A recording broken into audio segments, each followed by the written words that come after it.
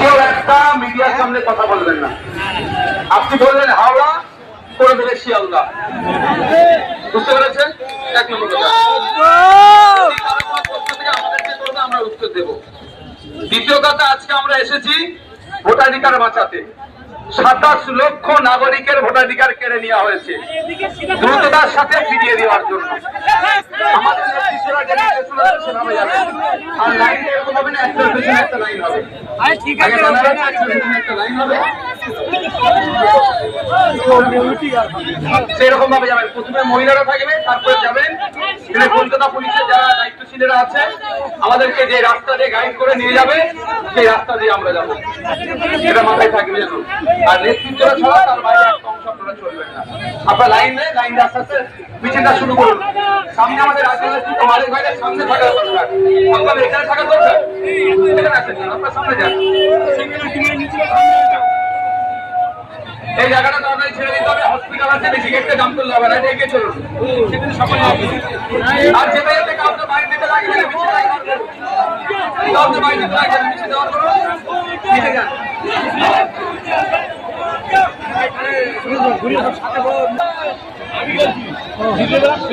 Video কর, charge তো এমনি খাচ্ছে, ফ্ল্যাশ বন্ধ কর। সামনে নিয়ে যাওয়া দরকার ছিল। রাসেল কোথায়?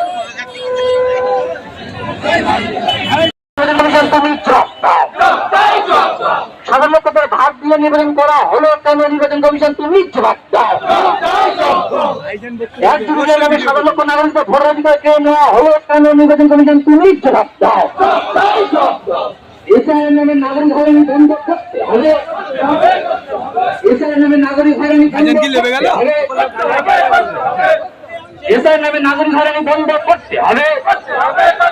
অবিলম্বে 17 লক্ষ নাগরিকদের নাম ভোটার তালিকায় নথিভুক্ত করতে হবে। এসআইয়ের নামে 17 লক্ষ মানুষের ভোটাধিকার কেড়ে নেওয়া হলো কেন? নির্বাচন কমিশন তুমি জবাব দাও। 17 লক্ষ মানুষের ভোটাধিকার কেড়ে নেওয়া হলো কেন? নির্বাচন কমিশন তুমি জবাব দাও।